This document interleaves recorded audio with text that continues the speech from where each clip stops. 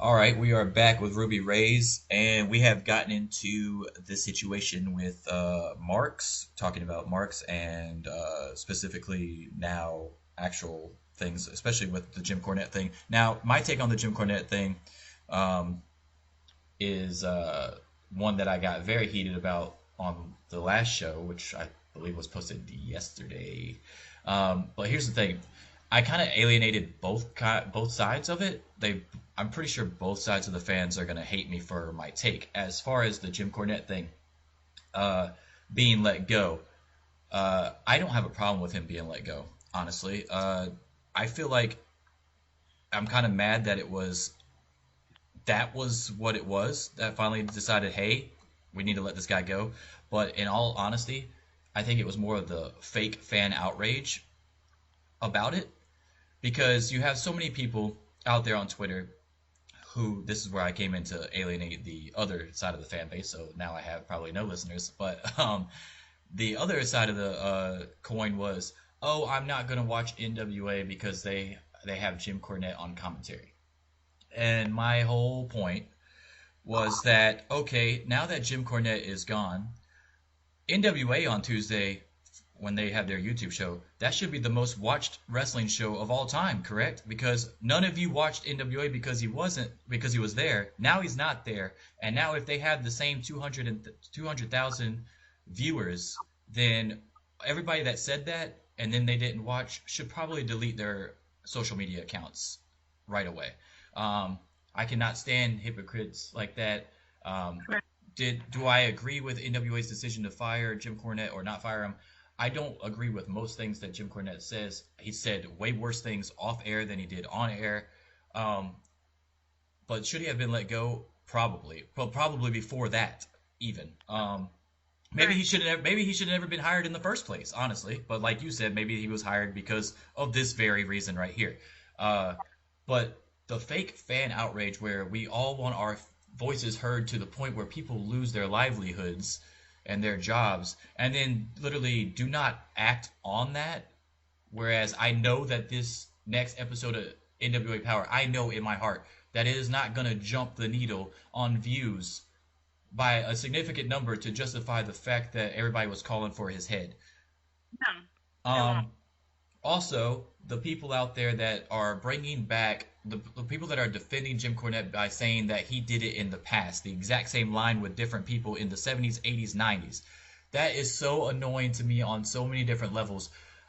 Do we not understand that 2019 by now is a different time, and not even the whole snowflake sensitive conversation, but the more of the fact that you have people out there that literally have pointed out to me, well, Bobby the Brain Heenan and Gorilla Monsoon also said racist things. I say, yes, they did. In the 80s and 90s, not in 2019. So, Right.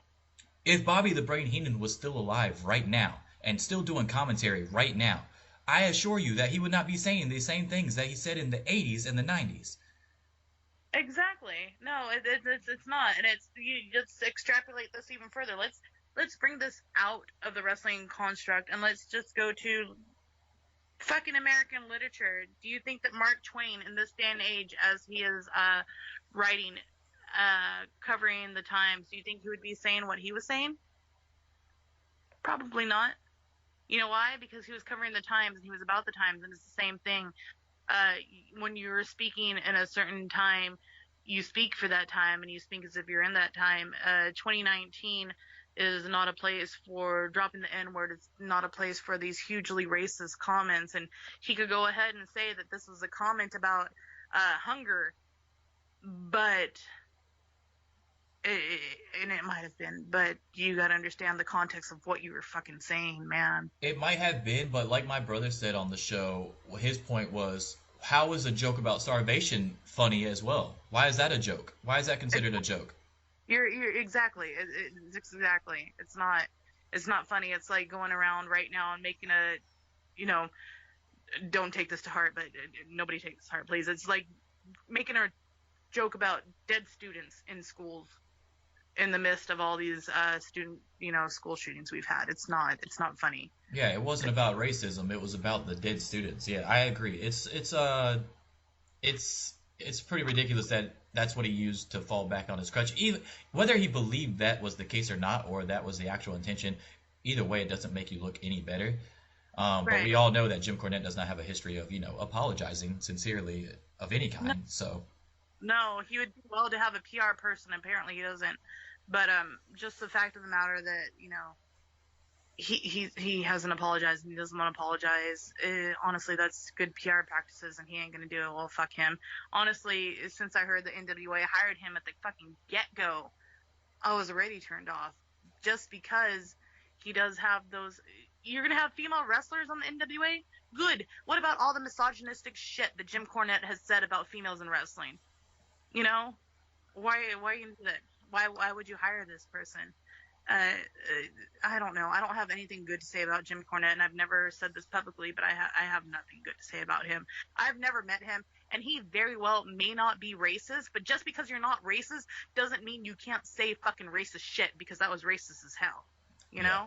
know? I mean, everybody, like, a lot of his cult followers, like to point out how progressive he is. And I'm like, how can he be progressive if he hates women's wrestling as much as he does? Exactly. Where he's literally telling me that as a fan, women wrestling doesn't draw. But we just saw the main event last night at Survivor Series. We saw a main event at WrestleMania. We saw them get so many things because the fans wanted it. So many. I mean, obviously the women's wrestlers earned these things. However, they still wouldn't have got them whether or not they earned them or not if the fans didn't want to see it. They would not be put in that position. It's almost like the perfect tag team.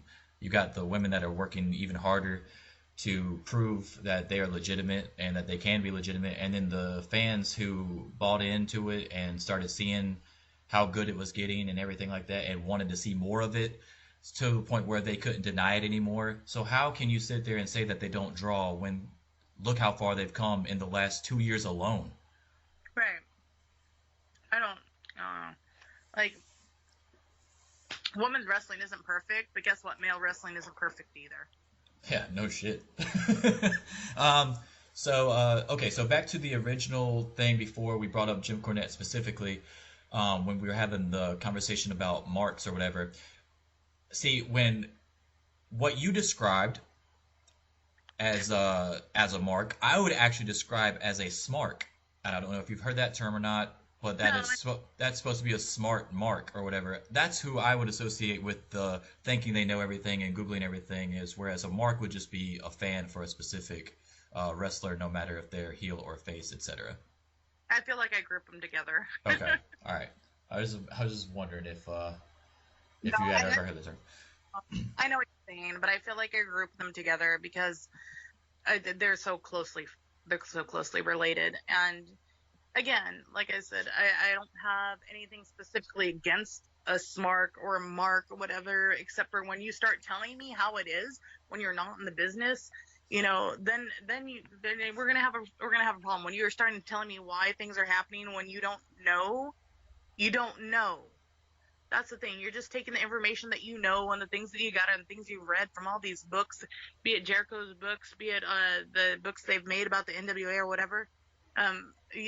There's one thing you should realize about professional wrestling is that you don't know. And even as someone in the professional wrestling business, I will say specifically, I don't know. There's a lot of times I don't know. And even when it comes to certain promotions, even a promotion I'm working for, I don't know. Because there's things that go way beyond my scope of knowledge just as a person, as a wrestler, and as a person working for this company. And there's things that will be kept hidden and secret from me. And that's the thing about professional wrestling. Professional wrestling is not everything you see. We're so close to magicians, and we're so close to illusionists that it's to the point where we could fool ourselves. And we could be fooled by others that are right next to us and so close to us. I will say to piggyback off of that a lot of the books and everything that people are reading, it doesn't matter how much you think you trust what these guys are saying. Anybody could easily lie to you as well. So you can Yeah, have a book come out by Paul Heyman, who is notoriously noted for, stretching the truth. And then you have somebody else come out and say what he said in this book or what he said about this person on a dirt sheet or whatever is not true, and then you got the classic he said, she said, or he said, etc. So how are you ever going to be able to determine who's telling the truth or not? So if I have this piece of information over here and this piece of information over here, you're gonna pick a side, but then you don't need to be trying to fucking die on that hill because you don't actually know. So trying to mansplain it to somebody else. Oh, by the way, I didn't know that girls didn't like to be mansplained to. That's news to me. So thank you for letting me know. Well, yeah. So back and forth, you don't know. So this person takes this side and this person takes this side, and then you're just fighting for no reason because you could both be wrong and they could both be lying. Yeah, exactly. Exactly. There's no really other way to say that. As much as people think that they know, they probably don't know. And honestly, half the time I don't know. And there's shit that's gone on with my friends that I don't know. There's stuff that's going on in professional with my friends that I don't know. I can't tell you what's the truth. I can tell you what this person told me. I can tell you what this person told me. I don't know what the actual truth is.